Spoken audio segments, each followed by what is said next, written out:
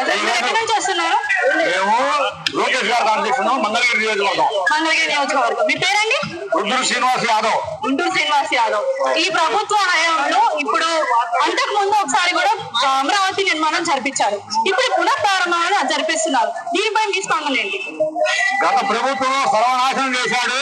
ఆ నాశనం చేసినందుకు ప్రజల మొత్తం ఆయన తీర్పిచ్చారు, ఆయన పంపించారు.